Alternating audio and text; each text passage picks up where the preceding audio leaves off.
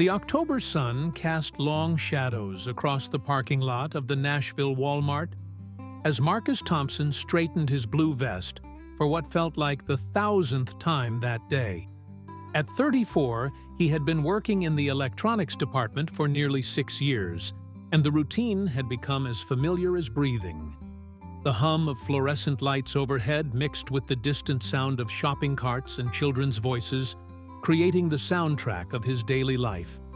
Marcus wiped down the CD display case, his movements methodical and practiced. Country music dominated this section of Tennessee, and Garth Brooks' albums were among the best sellers. As he organized the returned items cart, his fingers brushed against a familiar album cover. No Fences by Garth Brooks. The case looked slightly worn, and there was a small piece of paper sticking out from the edge. "That's odd," Marcus muttered to himself, his curiosity piqued. He had processed thousands of returns over the years, but something about this particular CD caught his attention. The plastic case had a small crack near the corner, and when he opened it to inspect for damage, a folded piece of notebook paper fell to the floor. Marcus bent down to retrieve it, noting the careful handwriting on the outside. "For Dad." His heart skipped a beat as he unfolded the paper, revealing words that would forever change his perspective on the simple act of human connection. The letter was written in purple ink, the handwriting clearly feminine and deliberate. "Dear Dad, I know we haven't talked in 3 years, not since Mom's funeral. I know you blame me for not being there enough in her final days. And maybe you're right. I was so focused on my job in Chicago that I missed the signs, missed the moments that mattered. I bought this CD because I remember how you used to play The Dance every Sunday morning while making pancakes. Mom would roll her eyes, but she'd always end up humming along. I thought maybe if I listened to it enough, I could find the courage to call you. I'm sorry, Dad. I'm sorry for the words we said, for the time we've lost, and for not being the daughter you deserved. I know you probably won't forgive me, but I needed you to know that I think about you every day. Your daughter always, Sarah P.S. I live at 1847 Maple Street now, if you ever want to talk." Marcus read the letter twice, his hands trembling slightly. The electronics department suddenly felt too quiet, too sterile for the weight of what he held. He looked around, ensuring no customers were waiting, then sat down on the small stool behind the counter. "Sarah," he whispered, studying the handwriting. The pain in those words was palpable, each sentence carrying years of regret and longing. Marcus had his own complicated relationship with his father, who had passed away 2 years earlier. They had reconciled before the end, but Marcus remembered the crushing weight of unresolved conflict. Jennifer Walsh, his supervisor, approached with her usual clipboard and tired expression. At 42, she had been managing the electronics department for 8 years and had seen every possible scenario play out among her staff. "Everything okay, Marcus? You look like you've seen a ghost," Jennifer said, noticing his pale complexion. Marcus held up the letter. "I found this in a returned CD. It's pretty heavy stuff." Jennifer read over the letter, her expression softening with each line. "Oh my," she said quietly. "This poor girl. Do you think the CD was returned by mistake?" "I'm not sure," Marcus replied. "But I keep thinking about this Sarah and her father. What if they could reconnect? What if this letter could actually reach him?" Jennifer set down her clipboard and leaned against the counter. "Marcus, you can't get involved in customers' personal lives. We have policies about privacy and—" I know, Marcus interrupted. "But what if this was your daughter? What if you were the father?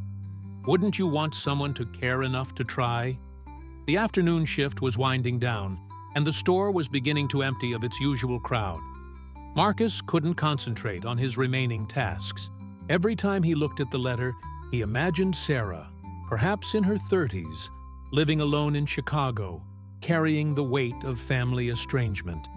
He pictured an older man in Nashville, possibly still grieving his wife, unaware that his daughter was reaching out through a piece of paper tucked into a Garth Brooks CD. As his shift ended at 8 p.m., Marcus made a decision that would ripple far beyond the walls of the store. He carefully folded the letter and placed it in his jacket pocket. Walking to his car, a 2015 Honda Civic with a dent in the rear bumper from a parking lot incident, he felt the weight of responsibility settling on his shoulders. The drive to his apartment on the outskirts of Nashville gave him time to think. Marcus lived alone in a modest two-bedroom unit, having never married, and with most of his family scattered across different states. His evenings typically consisted of microwave dinners, Netflix, and the occasional phone call with his sister Rebecca in Portland. That night, however, Marcus found himself pacing his small living room, the letter spread out on his coffee table. He had taken a photo of it with his phone and was studying every detail. The return address on the CD case had been partially smudged, but he could make out parts of it. The customer who returned it had provided a local Nashville address. 1847 Maple Street, Marcus read aloud. He grabbed his laptop and pulled up Google Maps, typing in the address. The street view showed a modest neighborhood with tree-lined streets and small ranch houses. It wasn't far from the store, maybe 15 minutes by car. Marcus sat back in his recliner, weighing his options. He could simply throw the letter away and forget about it. He could turn it in to Lost and Found, where it would likely sit for weeks before being discarded. Or he could take a chance and try to reunite this letter with its intended recipient. The rational part of his mind argued against getting involved. This was none of his business, and he could potentially be invading someone's privacy. But the emotional part of his heart, the part that remembered his own regrets with his father, urged him to act. At 11 p.m., Marcus made another decision that would prove pivotal. He opened his laptop and created a Facebook account specifically for this purpose. He had always been skeptical of social media, but he recognized its power to connect people. He named the account Nashville Helper and began crafting a post that would soon capture the attention of thousands. I work at a local store and found a letter from a daughter to her father. They've been estranged for 3 years, and she's trying to reconnect. I don't want to share personal details publicly, but if anyone knows a family in the Nashville area that fits this situation, please reach out. Sometimes we all need a little help healing old wounds. He attached a photo of the CD, without showing the letter's contents, and included a few relevant hashtags. Nashville, family reunion, probably Garth Brooks, second chances. As Marcus prepared for bed, he felt a mixture of anxiety and hope. He had no idea whether his post would reach anyone, but he had taken the first step in what would become an extraordinary journey of human connection. Marcus woke up to the sound of his phone buzzing incessantly on his nightstand. Groggily, he reached for it and saw dozens of notifications from Facebook. His post from the night before had been shared over 200 times, with comments pouring in from people across Nashville and beyond. "What the hell?" Marcus mumbled, scrolling through the responses. Some people shared their own stories of family estrangement, others offered prayers and support, and several claimed to know families that might fit the description. As he prepared for his morning shift, Marcus realized he had unleashed something much larger than anticipated. His simple plea for help had touched a nerve in the community, resonating with people who had their own experiences with broken family relationships. At work, Jennifer Walsh was waiting for him at the time clock with a stern expression and her arms crossed. "Marcus, we need to talk," she said, gesturing toward the break room. "I've been getting calls all morning about some Facebook post involving our store. Please tell me you didn't post private customer information online." Marcus's stomach dropped. "Jennifer, I didn't share any personal details. I was just trying to help." "Help?" Jennifer's voice rose slightly. Marcus, corporate has strict policies about employee social media activity, especially when it involves the store. You could lose your job over this. They sat down at one of the plastic tables in the break room, surrounded by motivational posters and employee schedules. Marcus pulled out his phone and showed Jennifer the post, explaining his reasoning and the overwhelming response it had received.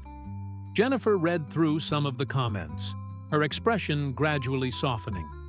Look, Marcus, I understand your heart was in the right place, but this could get complicated quickly. What if the wrong people see this?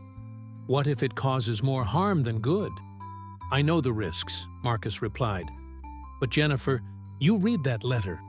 This girl is in pain, and somewhere in Nashville, there might be a father who's hurting just as much. If I can help them find each other...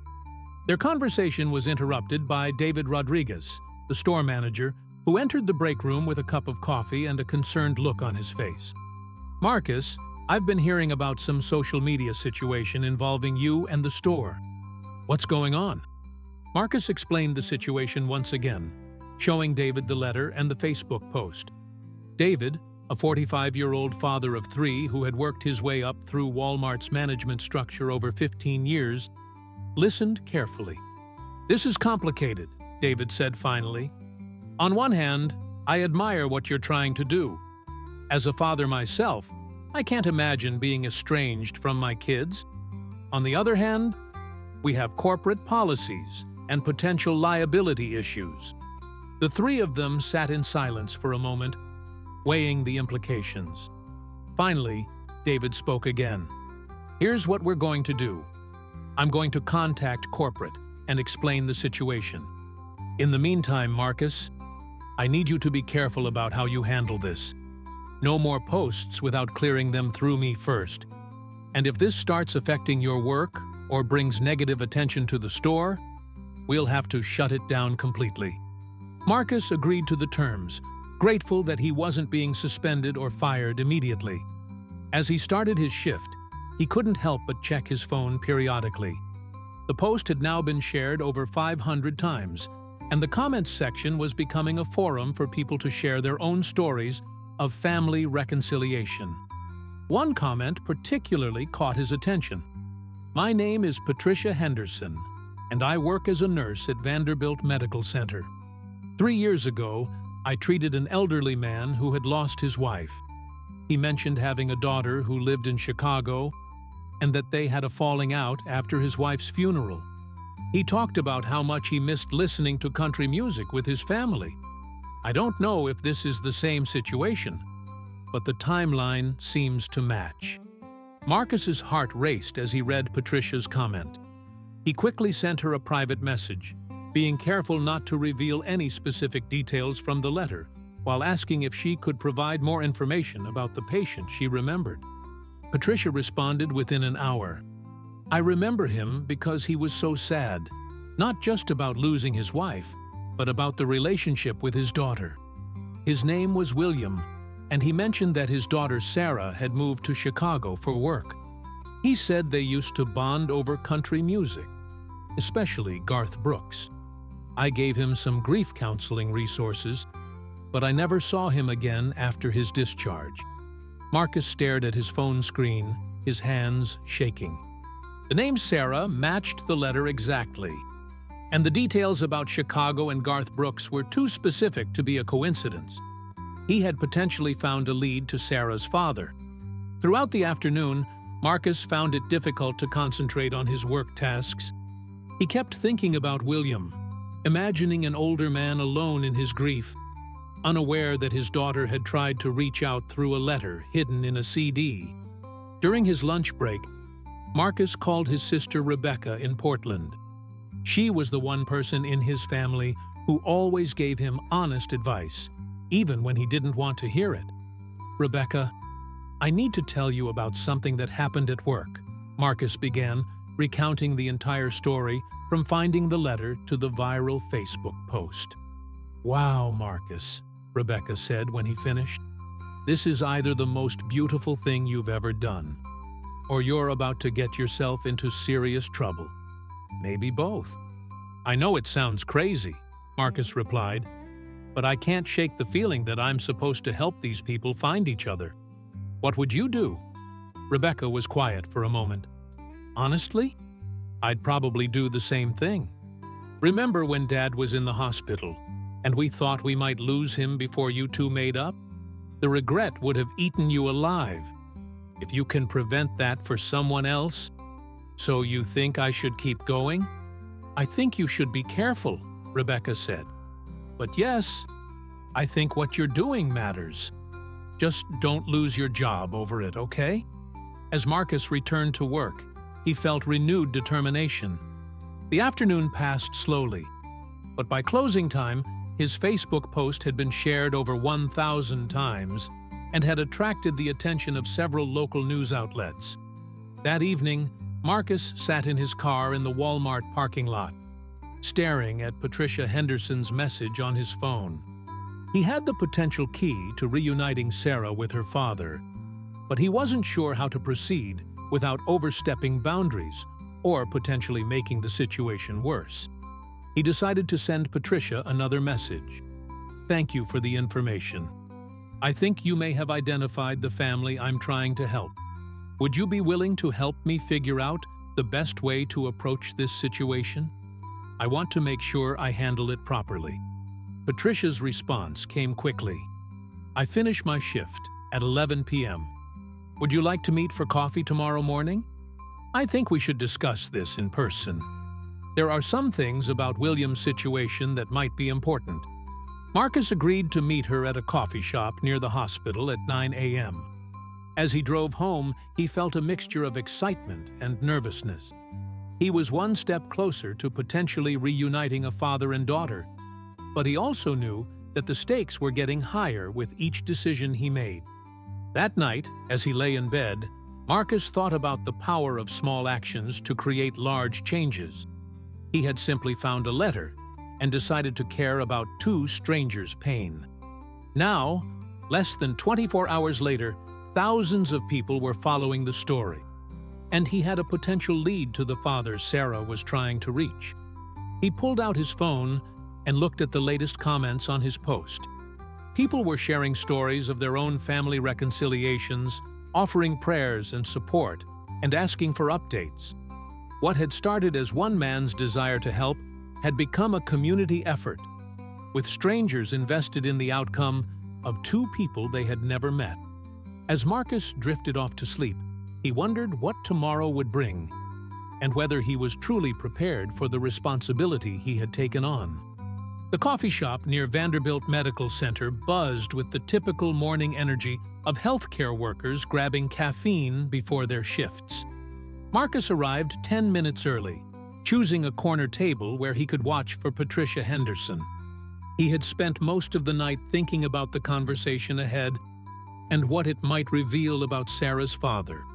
Patricia arrived promptly at 9 a.m., easily identifiable by her scrubs and the tired but kind expression common among experienced nurses. She was in her early 50s, with graying hair pulled back in a practical ponytail, and eyes that had clearly seen both joy and sorrow in her years of patient care. "You must be Marcus," she said, extending her hand as she approached the table. "I have to admit, I've been thinking about this situation all night. I've seen a lot of families struggle with communication and regret during my career." Marcus stood to shake her hand. "Thank you so much for meeting with me. I know this is unusual, and I really appreciate you taking the time." They ordered coffee and settled into their conversation. Patricia began by explaining more about her encounter with William 3 years earlier. "He was admitted for complications related to diabetes," Patricia said. "Nothing life-threatening, but he was struggling with managing his condition after his wife passed. She had been the one who kept track of his medications and doctor appointments." Marcus listened intently, as Patricia painted a picture of a man overwhelmed by grief and practical challenges. What stuck with me was how much he talked about his daughter. He carried a lot of guilt about their argument after his wife's funeral. He said Sarah blamed him for not getting her mother better medical care sooner, and he blamed her for not visiting more often during the illness. That matches what Sarah wrote in her letter, Marcus said carefully, still protective of the specific details. Patricia nodded. William mentioned that Sarah had moved to Chicago for a job promotion right before her mother got sick. He felt abandoned, and she felt torn between her career and family obligations. It's a story I've seen play out many times, unfortunately. Marcus pulled out his phone and showed Patricia the viral Facebook post, which had now been shared over 2,000 times. The response has been incredible. People are really invested in seeing this family reunite. That's wonderful, Patricia said. But I need to tell you something else about William's situation. After he was discharged, I did some follow-up as part of our patient care program. I tried calling him several times over the next few months to check on his diabetes management. Marcus felt his stomach tighten. Something in Patricia's tone suggested difficult news ahead. The last time I spoke with him was about 6 months ago. He had been hospitalized again, this time for a more serious diabetic episode. He was struggling with depression and wasn't taking proper care of himself. He mentioned that he had tried to find ways to contact Sarah, but didn't know how. "What do you mean?" Marcus asked. He said he had looked for her on social media but couldn't find her. He had an old phone number that was disconnected, and he didn't have her current address. He felt like she had disappeared from his life completely. Marcus sat back in his chair, processing this information. Sarah had provided her address in the letter, but William had no way of knowing about it since the CD had been returned to the store instead of reaching him. "Patricia, do you have any current contact information for William? I might have a way to connect him with Sarah." Patricia hesitated. "Well, that's the thing. I tried calling him again 2 weeks ago as part of routine follow-up, and his phone was disconnected. I contacted the apartment complex where he was living, and they said he had moved out about a month ago. They didn't have a forwarding address." Marcus felt his heart sink. Just when he thought he had found Sarah's father, the man had seemingly disappeared. "But," Patricia continued, "there might be another option." William mentioned that he had started attending a grief support group at St. Andrew's Methodist Church downtown. The group meets every Tuesday evening. If he's still in the Nashville area, he might still be going there. Marcus felt a surge of hope. "Do you think they would be able to help me get in touch with him?" "Church support groups have to be careful about privacy," Patricia said. "But if you explained the situation, they might be willing to pass along a message. Pastor Michael Turner runs the program, and he's very understanding about family situations." They finished their coffee while discussing the best approach to contact the church. Patricia offered to call Pastor Turner herself, as she had referred several patients to the grief support program over the years. As they prepared to leave, Patricia placed her hand on Marcus's arm. "I want you to know that what you're doing is really special. I've seen too many families torn apart by pride and miscommunication. If you can help William and Sarah find each other again, you'll have done something truly meaningful." Marcus returned to work with a renewed sense of purpose, but also growing anxiety about the increasing complexity of the situation. His Facebook post had continued to gain traction, and he was receiving messages from local news stations requesting interviews. During his lunch break, Marcus received a call from Patricia. "I spoke with Pastor Turner," she said. "He remembers William well. Apparently, he's been attending the support group regularly, and he's in a much better place emotionally than he was 6 months ago." "That's great news," Marcus said. "Pastor Turner is willing to meet with you this evening to discuss the situation. He can't give out personal information, but he might be able to help facilitate communication if William is interested." Marcus agreed to meet Pastor Turner at 6 p.m. at St. Andrew's Methodist Church. As he hung up the phone, he realized that his simple discovery of a letter had evolved into a complex operation involving multiple people, all working toward the same goal of family reunification. The afternoon at work passed in a blur of customer service and constant phone checking. The Facebook post had attracted the attention of Channel 4 News, and a reporter named Ashley Martinez had left several voicemails requesting an interview about the Nashville letter story. At 5:30 p.m., Marcus clocked out and drove to St. Andrew's Methodist Church, a modest brick building in an older part of Nashville. Pastor Michael Turner met him in the church office, a warm room filled with books, family photos, and inspirational artwork. Pastor Turner was a man in his 60s with kind eyes and the patient demeanor of someone who had spent decades counseling people through difficult times. "Patricia Henderson spoke very highly of you," Pastor Turner said as they settled into comfortable chairs. "She explained the situation with the letter you found. It's quite remarkable." Marcus showed Pastor Turner the letter, being careful to cover Sarah's last name and specific address while allowing him to read the emotional content. "This is heartbreaking," Pastor Turner said after reading. "And you're right. This does sound very much like William's situation. He's talked extensively in our group about his regret over the argument with his daughter and his desire to reconnect with her. Would you be willing to show him the letter?" Marcus asked. "If it's not the right William, no harm done. But if it is..." Pastor Turner considered this carefully. "Our support group meets tonight at 7 p.m. William rarely misses a session. I could speak with him privately after the meeting and explain the situation. If he's interested, I could arrange for you to meet him." Marcus felt his heart racing with anticipation and nervousness. After 3 days of investigation and connection building, he might finally be face-to-face with Sarah's father within a matter of hours. "There's one more thing you should know," Pastor Turner said. "William has been working on a project over the past few months. He's been writing letters to his daughter, even though he has no way to send them. He brings them to groups sometimes and reads excerpts when he's comfortable sharing. It's been part of his healing process."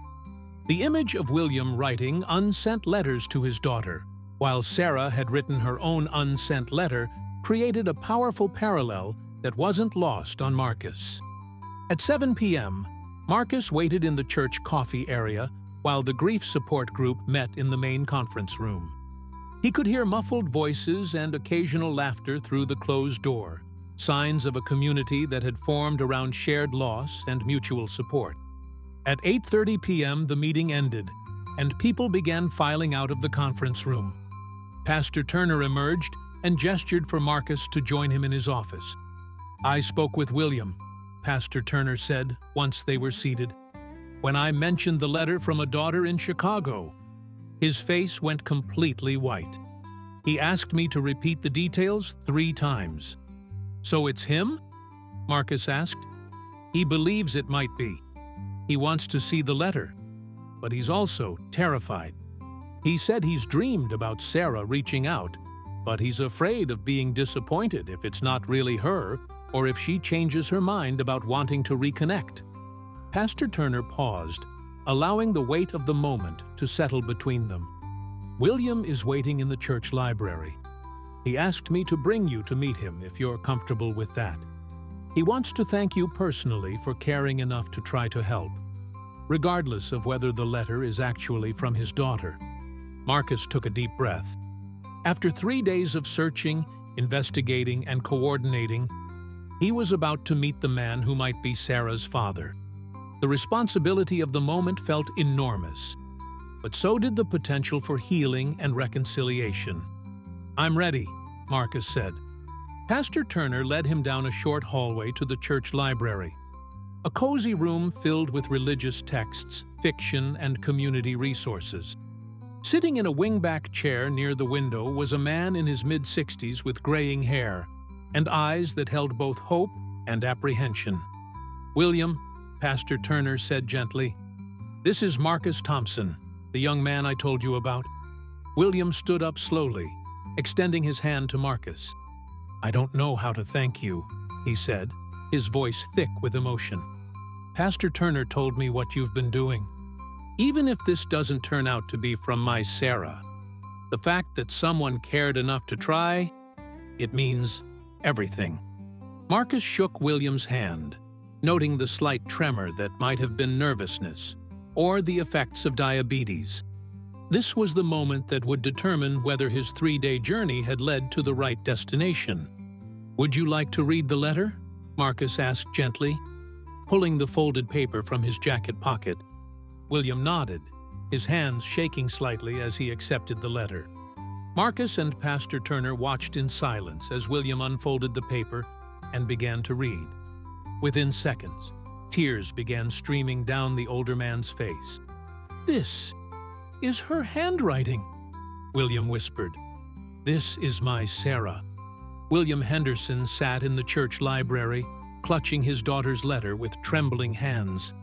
He had read it 3 times, each pass revealing new layers of emotion and meaning.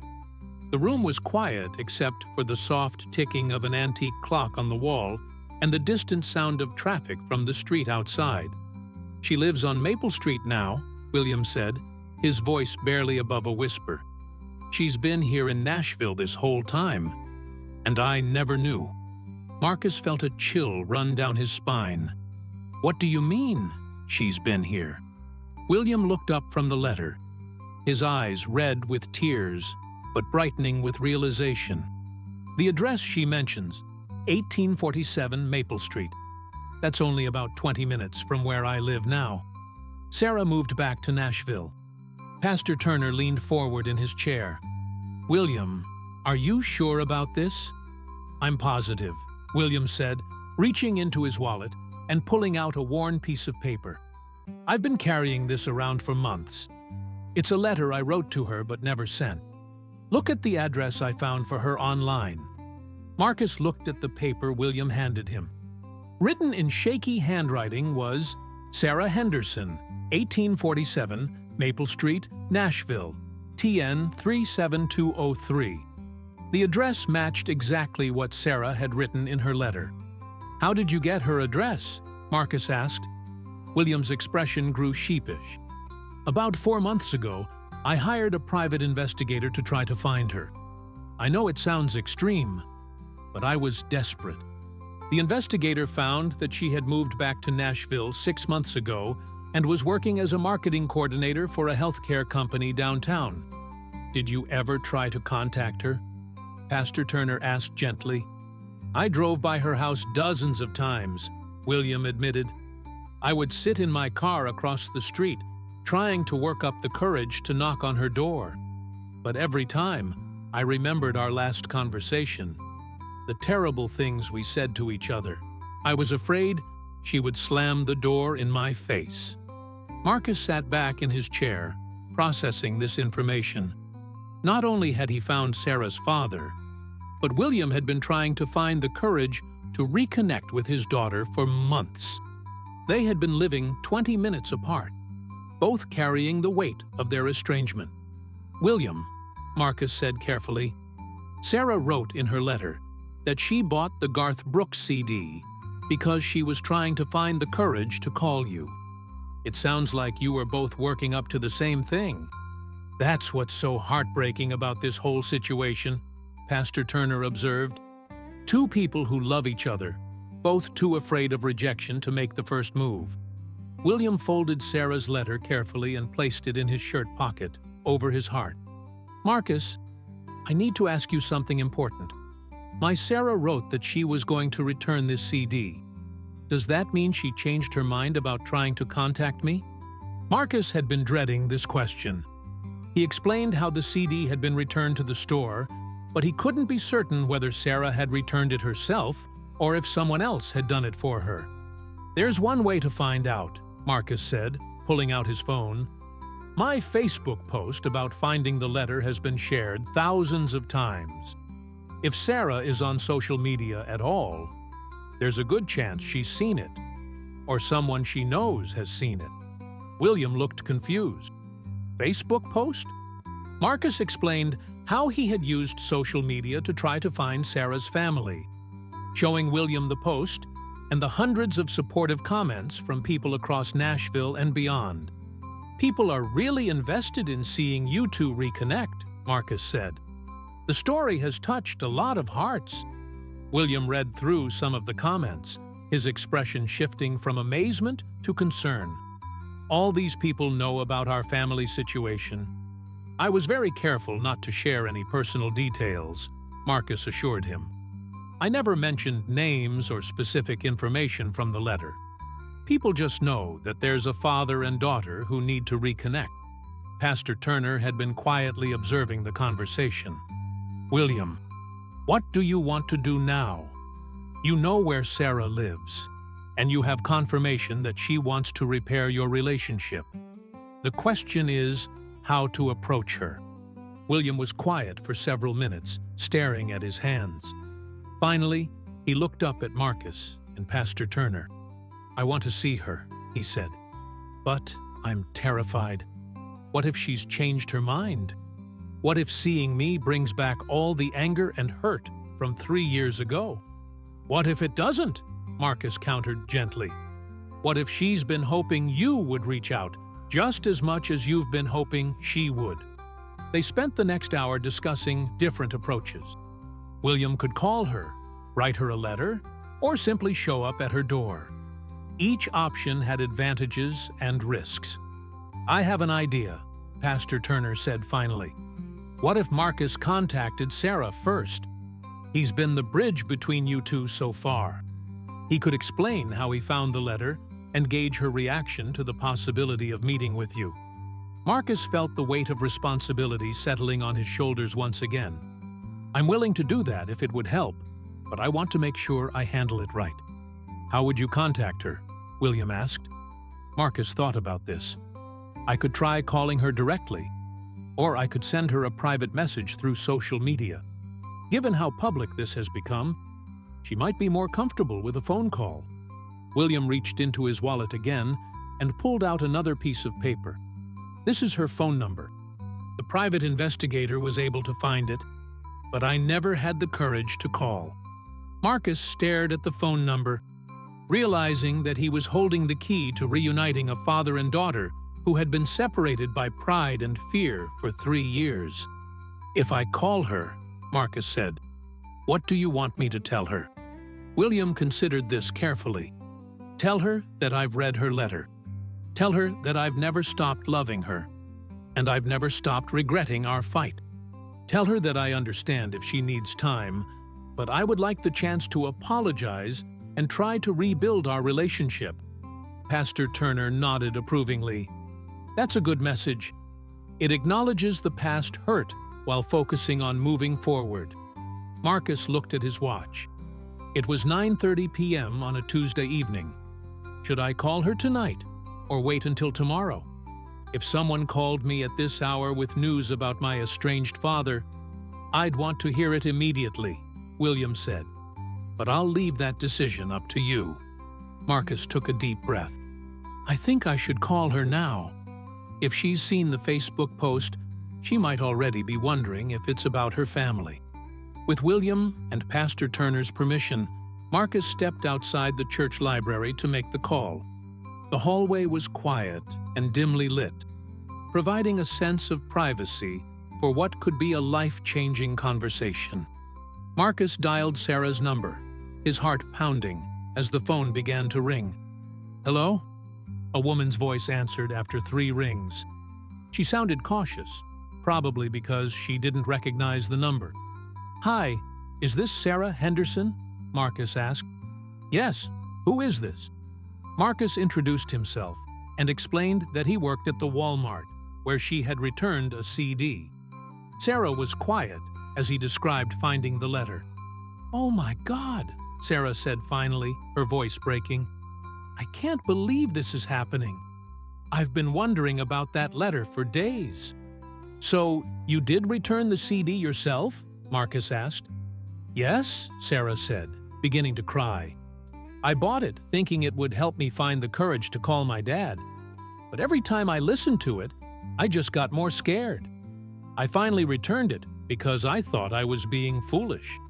Marcus felt relief wash over him. Sarah hadn't returned the CD because she had changed her mind about reconciling. She had returned it because she was afraid. "Sarah, I have some news that I think you'll want to hear," Marcus said gently. "I found your father." The silence on the other end of the phone lasted so long that Marcus wondered if the call had been dropped. "Sarah, are you there?" "I'm here," she whispered. "How did you find him? Is he okay?" Marcus explained his journey over the past 3 days, from the viral Facebook post to meeting Patricia Henderson to finding William at the grief support group. "He's been looking for you too," Marcus said. "He hired a private investigator to find your address, and he's been driving by your house for months, trying to work up the courage to knock on your door." Sarah's sob was audible through the phone. "He's been that close? All this time?" "Sarah, he's here with me right now at St. Andrew's Methodist Church. He's read your letter, and he wants very much to see you. But he's also scared, just like you were. Can I talk to him?" Sarah asked, her voice trembling. Marcus looked back toward the library where William was waiting anxiously with Pastor Turner. "Are you sure you're ready for that?" "I've been ready for 3 years," Sarah said firmly. "I just didn't know how to take the first step." Marcus returned to the library, where William immediately stood up, searching Marcus's face for any indication of how the call had gone. "She wants to talk to you," Marcus said simply, extending his phone toward William. William's hands shook as he accepted the phone. He stared at it for a moment, as if it might bite him, then slowly brought it to his ear. "Sarah?" he said, his voice barely audible. "Daddy?" came the reply, and William's composure completely crumbled. Marcus and Pastor Turner quietly stepped out of the library, giving William privacy for what was clearly going to be an emotional conversation. They could hear muffled sobs and fragmented words through the door, but they respected the intimate nature of the reunion taking place. After 30 minutes, William emerged from the library, his face streaked with tears, but wearing the first genuine smile Marcus had seen from him. "She's coming here," William announced. "She's getting in her car right now. She wants to meet at the church so she can thank you in person, Marcus." "How do you feel?" Pastor Turner asked. "Terrified and grateful and excited all at the same time." William laughed through his tears. "She told me she never stopped loving me. She said she's been wanting to call me every day for 3 years." 25 minutes later, a blue Honda Accord pulled into the church parking lot. Through the window, Marcus could see a woman in her early 30s with shoulder-length brown hair, sitting in her car for a moment before getting out. Sarah Henderson was petite with her father's eyes, and a nervous energy that was palpable even from a distance. She walked toward the church entrance with quick, determined steps, as if she was afraid she might lose her courage if she moved too slowly. William met her at the door, and for a moment, father and daughter simply stared at each other, taking in the changes that 3 years had brought. Sarah looked older, more professional, but still carried the vulnerability that had been evident in her letter. William looked frailer than he probably had when she last saw him, the effects of diabetes and grief evident in his appearance. "Daddy," Sarah said. And then they were embracing, both crying and laughing simultaneously. Marcus and Pastor Turner watched from a respectful distance as the Henderson family began the process of healing that had been 3 years in the making. "I'm so sorry," Sarah said, the words tumbling out between sobs. "I'm sorry I wasn't there enough for Mom. I'm sorry for the things I said at the funeral. I'm sorry I let my pride keep us apart." "No, sweetheart," William said, holding his daughter tightly. "I'm the one who should be apologizing. I was hurting, and I took it out on you. I should have understood the pressure you were under with your job and Mom's illness. I should have called you years ago." After several minutes, they separated enough to look at each other properly. Sarah turned to Marcus, who had been hanging back to give them privacy. "You must be Marcus," she said, approaching him with tears still streaming down her face. "I don't know how to thank you. If you hadn't cared enough to try to find my dad." "I'm just glad it worked out," Marcus said, feeling overwhelmed by the emotion of the moment. "But you didn't just find him," Sarah continued. "You brought together an entire community of people who cared about our story. Marcus showed me the Facebook post on the phone, Dad. Thousands of people were rooting for us." William looked confused. "Thousands of people?" Marcus pulled out his phone and showed William the latest statistics. The post had been shared over 5,000 times and had attracted comments from people in 48 states. "People have been sharing their own stories of family reconciliation," Marcus explained. "Your situation has inspired a lot of others to reach out to estranged family members." As they talked, Marcus's phone began ringing. The caller ID showed Channel 4 News. "That's probably about the interview requests I've been getting," Marcus explained to Sarah and William. "The local news stations want to cover the story." Sarah and William looked at each other, having a silent conversation. "What do you think?" William asked his daughter. "I think," Sarah said slowly, "that if our story can help other families find their way back to each other, maybe we should share it." Pastor Turner, who had been quietly observing the reunion, stepped forward. "That's a beautiful sentiment, but you should take some time to think about it. Tonight should be about your family, not about media attention." "He's right," Marcus agreed. "You two have a lot of catching up to do. The rest of the world can wait." Sarah nodded, then turned back to her father. "Dad, I know it's late, but would you like to come see my house? I've been wanting to show you my home for months." "I would love that," William said. "But Sarah, I should tell you, I've actually driven by your house many times. I've been sitting in my car across the street, trying to work up the courage to knock on your door." Sarah laughed through her tears. "I wish you had. I would have run out to meet you." As the reunion continued, Marcus felt a deep sense of satisfaction and completion. What had started as a simple act of curiosity and compassion had resulted in healing a family that had been broken by grief and misunderstanding. Pastor Turner approached Marcus as Sarah and William continued to talk and plan their evening together. "You've done something remarkable here," the pastor said. "You've reminded all of us that sometimes it just takes one person who cares enough to act to change multiple lives." Marcus looked at the Henderson family, who were now discussing plans for Sarah to meet William's grief support group and for William to see Sarah's new home and meet her colleagues. "I think they would have found their way back to each other eventually," Marcus said. "I just helped speed up the process." "Maybe," Pastor Turner said. "But how many people live with regret because they wait too long to reach out? How many families never get the chance to reconcile? You gave the Hendersons that chance." As the evening wound down, Sarah and William prepared to leave together. Sarah was going to drive her father to his apartment so he could pick up some clothes and personal items.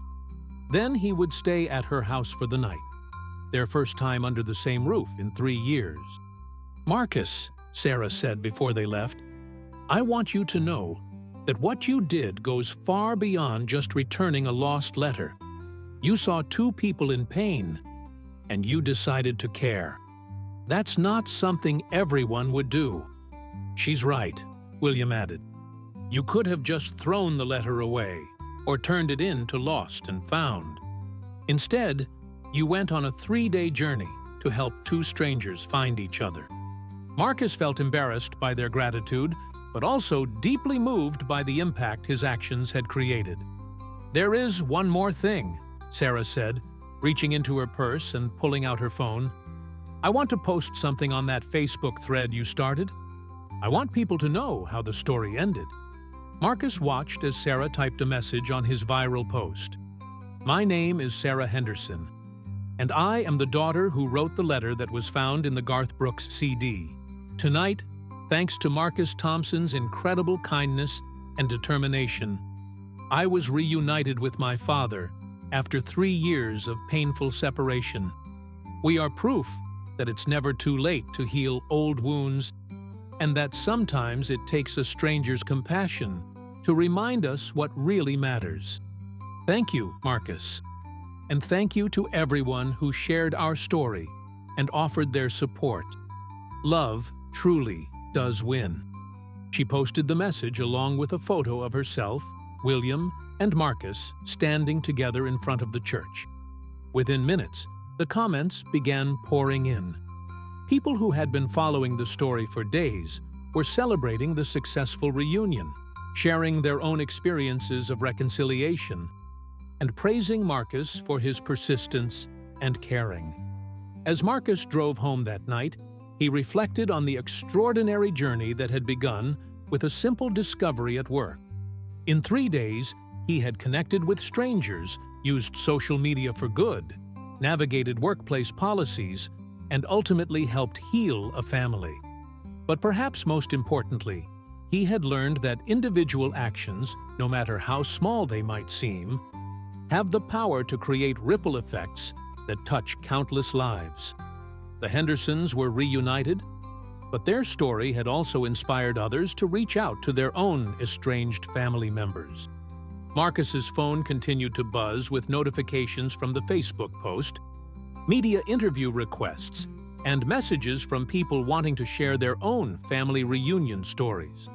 What had started as one man's desire to help had become a movement of connection and healing. As he pulled into his apartment complex, Marcus realized that his life had been changed just as much as the Hendersons. He had discovered a capacity for compassion and action that he hadn't fully recognized in himself, and he had experienced firsthand the power of human connection in the digital age. Marcus woke up to his phone buzzing incessantly on his nightstand. Groggily, he reached for it and saw hundreds of notifications from Facebook, along with missed calls from numbers he didn't recognize. Sarah's post from the night before had exploded across social media, turning the Henderson family reunion story into a national phenomenon. As he scrolled through the notifications, Marcus realized the story had been picked up by major news outlets. CNN, Good Morning America, NBC, and dozens of local stations were requesting interviews. The Facebook post had been shared over 50,000 times in less than 12 hours. Marcus sat up in bed, fully awake now, trying to process the magnitude of what was happening. What had started as a simple act of kindness at a Walmart in Nashville was now being discussed by people across the country. His phone rang, and he saw it was Jennifer Walsh, his supervisor at Walmart. "Marcus, please tell me you're seeing what I'm seeing," Jennifer said when he answered. "You mean the fact that our store is being mentioned on national television?" Marcus replied, pulling up CNN's website on his laptop. "Corporate has been calling me since 6 a.m., Jennifer said. "The story is everywhere. Good Morning America wants to do a live interview with you at the store this morning. NBC is sending a crew from Atlanta.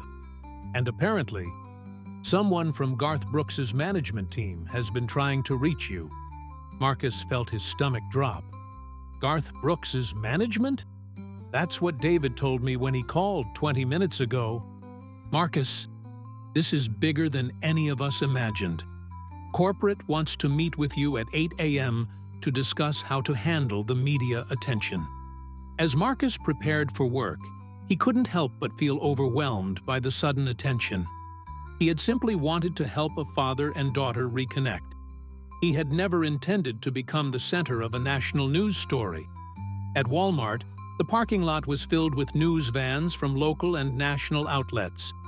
Reporters and camera crews were setting up equipment, and Marcus could see several of his co-workers being interviewed. David Rodriguez met Marcus at the employee entrance with a mixture of excitement and concern on his face. "Marcus, this is incredible," David said. Corporate is thrilled about the positive publicity, but we need to be strategic about how we handle this. You've got interview requests from every major network.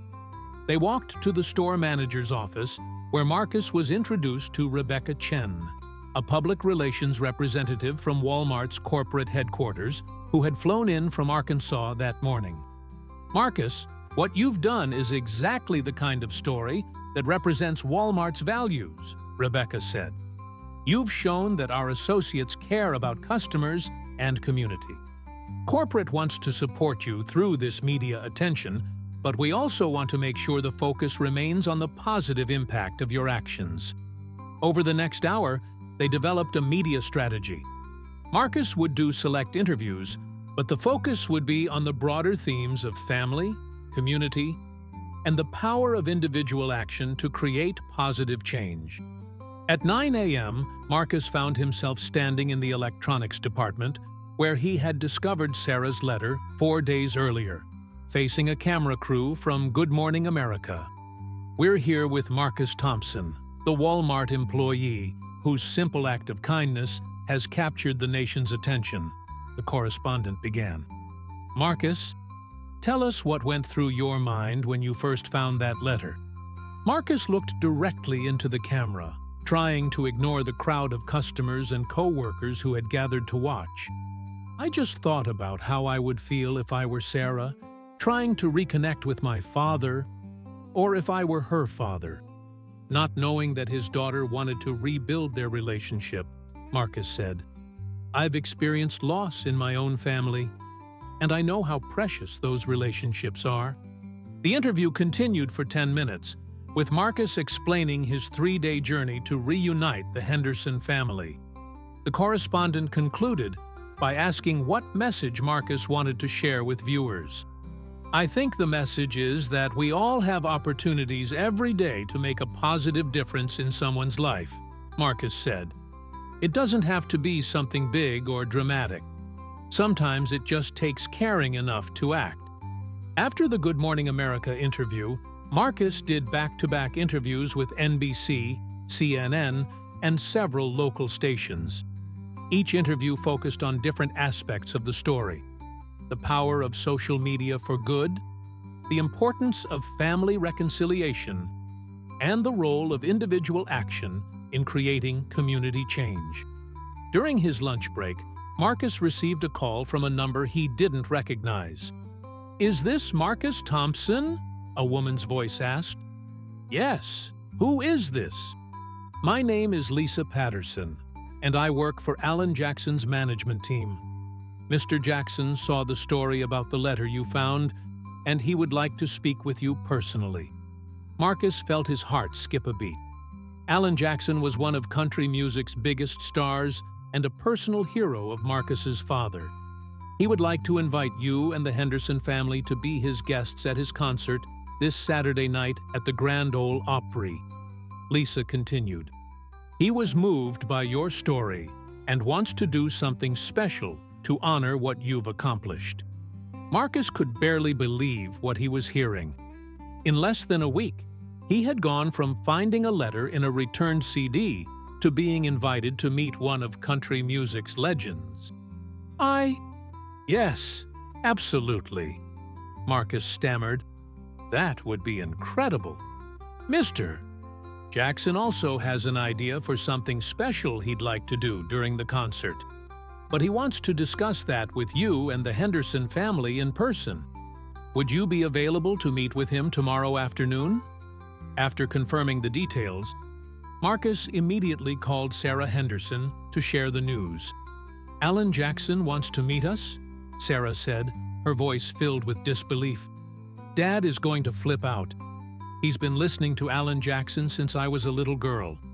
"There's more," Marcus said, explaining about the concert invitation and the mysterious something special Alan Jackson had planned. "This is all so surreal," Sarah said. 4 days ago, Dad and I hadn't spoken in 3 years. Now we're going to meet Alan Jackson at the Grand Ole Opry because of a letter I hid in a CD." That afternoon, the story continued to gain momentum. The hashtag #NashvilleHelper was trending on Twitter, and people were sharing their own stories of family reconciliation using the tag. The Henderson family reunion had sparked a broader conversation about the importance of forgiveness and the power of individual action. Marcus was surprised to discover that their story had inspired concrete action. Over 200 people had posted on social media about reaching out to estranged family members, and several had already reported successful reconciliations. One particularly moving post came from a woman in Oregon who had been estranged from her brother for 5 years. She wrote, "Seeing what Marcus did for strangers made me realize I needed to swallow my pride and call my brother. We talked for 3 hours last night and are planning to spend Christmas together for the first time in years. Thank you for showing us that love is stronger than stubbornness." As his shift ended, Marcus reflected on how dramatically his life had changed in less than a week. He had become an accidental spokesperson for compassion and family healing, and his story had resonated with people far beyond Nashville. That evening, Marcus met Sarah and William at a restaurant near Sarah's house. The reunion process was going well. William had stayed at Sarah's house the previous night, and they had spent the day catching up and beginning to rebuild their relationship. "Dad told me something interesting today," Sarah said, as they waited for their food to arrive. "He said that he had actually seen your Facebook post when it first went viral, but he was too scared to respond because he was afraid it wasn't really about us." William nodded. "I saw it 3 days ago, and my heart stopped. The description seemed to fit our situation perfectly, but I couldn't bring myself to believe that Sarah had actually tried to reach out to me. I was terrified of getting my hopes up, only to be disappointed again. So we both saw the post, and both were too scared to act," Sarah added. "If Marcus hadn't tracked down Patricia Henderson and gone to the church support group, we might never have connected. It makes me think about how many other families might be in similar situations," Marcus said. "People who want to reconnect, but don't know how to take the first step." Their conversation was interrupted by Marcus's phone ringing. The caller ID showed Alan Jackson's management company. "Hi, Marcus. This is Lisa Patterson again. I have Alan Jackson here with me, and he'd like to speak with you personally." Marcus felt his hands start to shake, as the phone was apparently passed to someone else. "Marcus, this is Alan Jackson," came a familiar voice that Marcus had heard on the radio countless times. "Mr. Jackson, this is such an honor," Marcus said, gesturing frantically to Sarah and William to let them know who was on the phone. "Son, I've been in this business for over 30 years, and I've seen a lot of stories about the power of music to bring people together," Alan Jackson said. "But what you did for the Henderson family is something special. You didn't just help 2 people reconnect. You reminded all of us what really matters in life. Thank you, sir. That means everything coming from you. I understand you and the Henderson family are coming to my show Saturday night," Alan Jackson continued. "I'd like to tell your story during the concert and have you all join me on stage.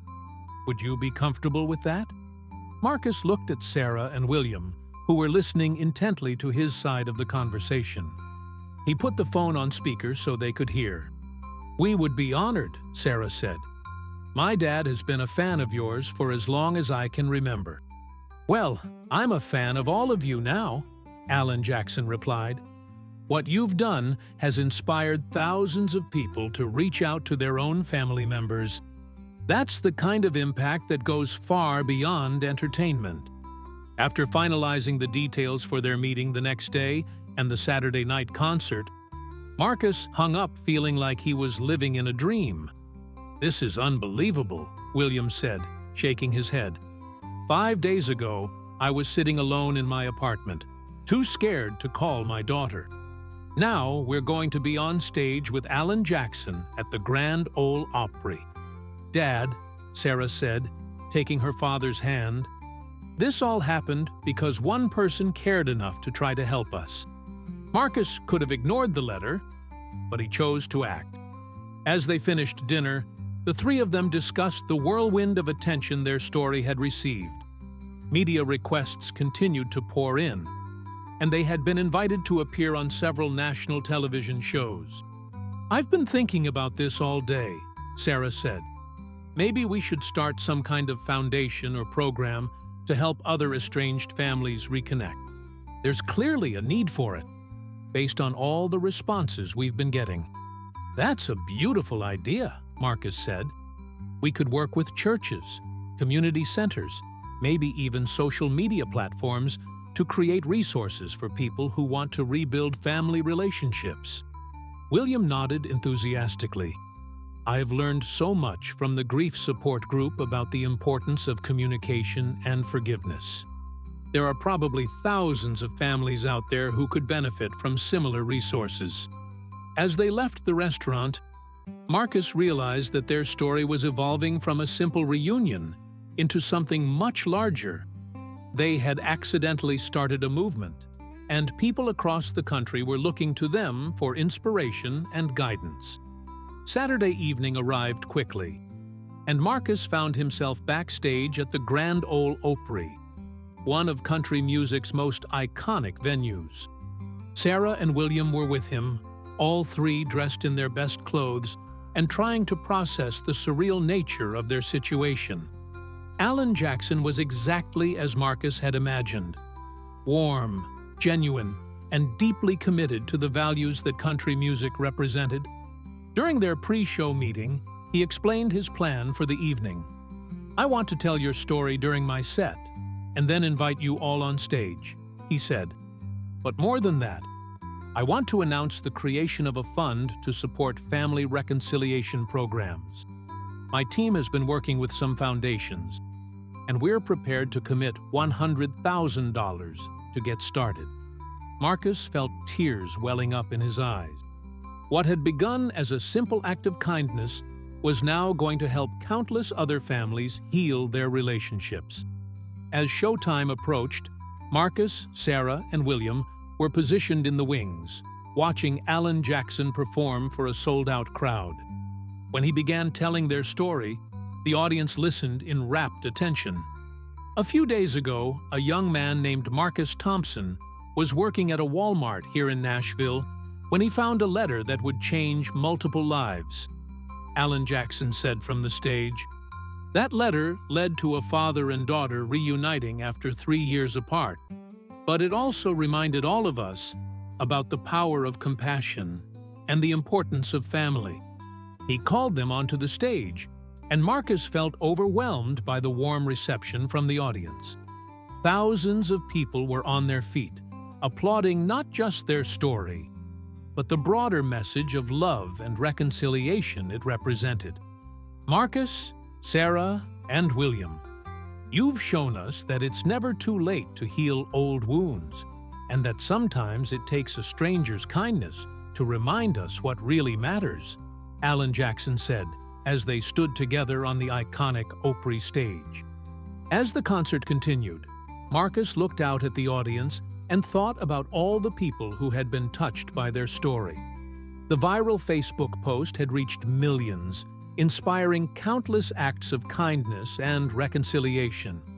But more than that, it had proven that individual actions, no matter how small they might seem, have the power to create ripple effects that can change the world. A simple decision to care about a stranger's pain had resulted in healing a family, inspiring a movement, and touching lives across the country. As Alan Jackson began playing "The Dance," the same Garth Brooks song that Sarah had mentioned in her letter, Marcus realized that their story was far from over. They had been given a platform and resources to help other families heal, and that responsibility was both humbling and inspiring. The Henderson family was whole again, but their journey had become bigger than their own reconciliation. They had become symbols of hope for anyone who had ever felt separated from someone they loved. Proof that it's never too late to reach out, and that sometimes all it takes is one person who cares enough to act. Standing on the Grand Ole Opry stage, surrounded by music and love and the warmth of human connection, Marcus understood that the letter he had found in a returned CD had been more than just a plea for reconciliation. It had been a reminder that love, compassion, and the willingness to act on behalf of others are the forces that truly change the world, one heart at a time.